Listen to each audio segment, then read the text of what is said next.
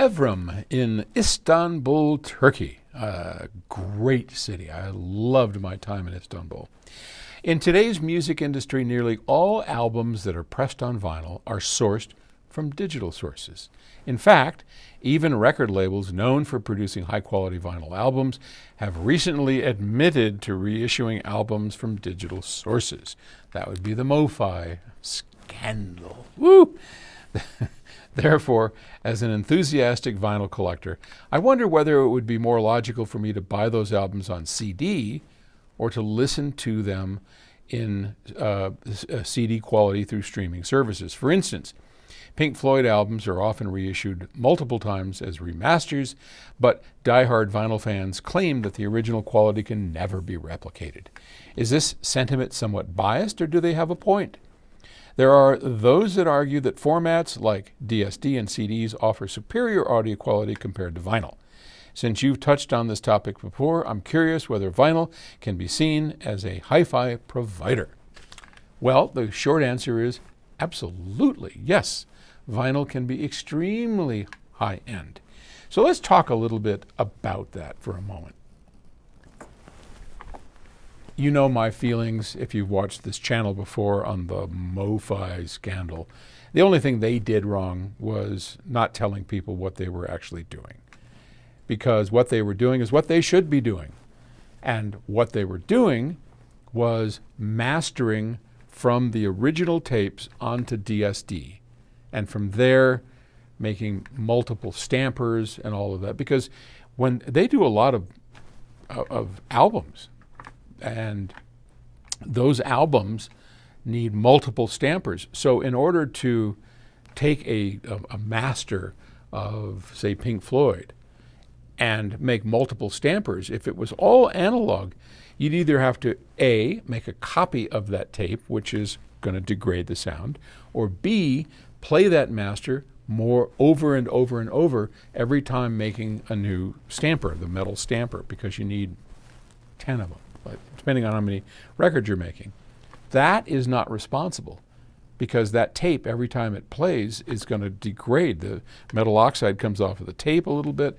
It doesn't sound as good every single time you play it.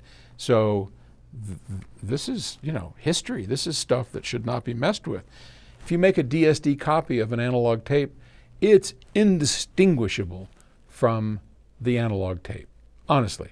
I do this all the time, not with tapes, but here's a good example, because tapes have limited dynamic range, limited frequency response, all of that, right?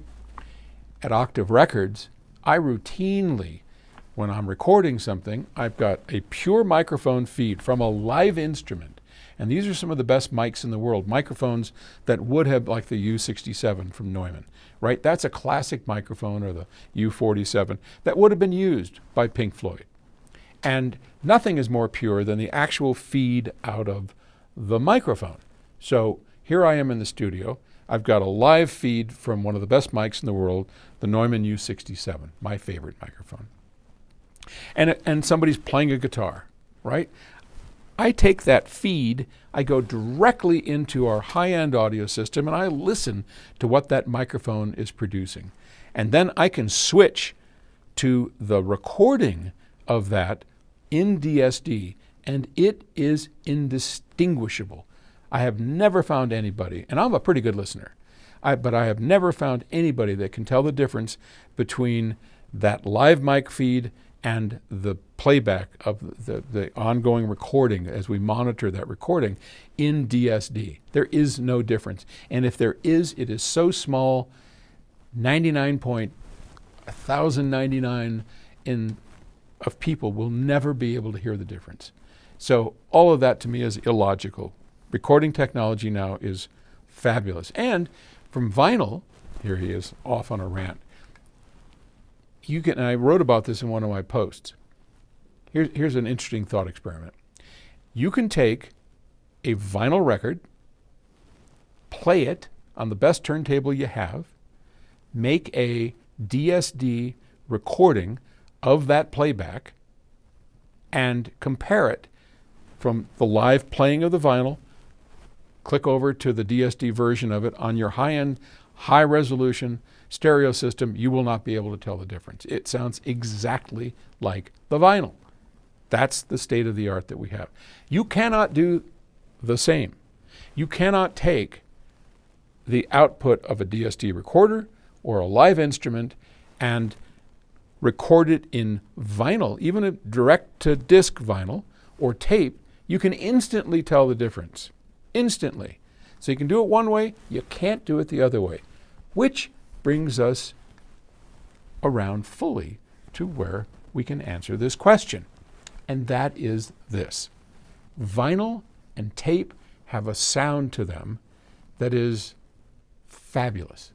It's not identical. It's not a perfect clone. But what it is magic. It's just amazing sounding. A great vinyl record has a quality to it that is impossible to get in a DSD recording. You can capture that sound from the vinyl record and play it back in DSD, no problem. But the original DSD live recording does not sound like what it happens when you transfer it over to vinyl. There's something else going on with the vinyl, and we've talked about this before, and I'm not going to get into it again.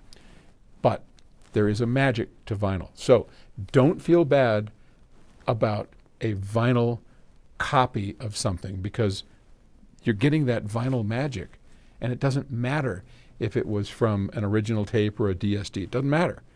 There is that magic, and that's the reason you're listening to vinyl. All right. Sorry for the long rant. Hope that makes sense. All right.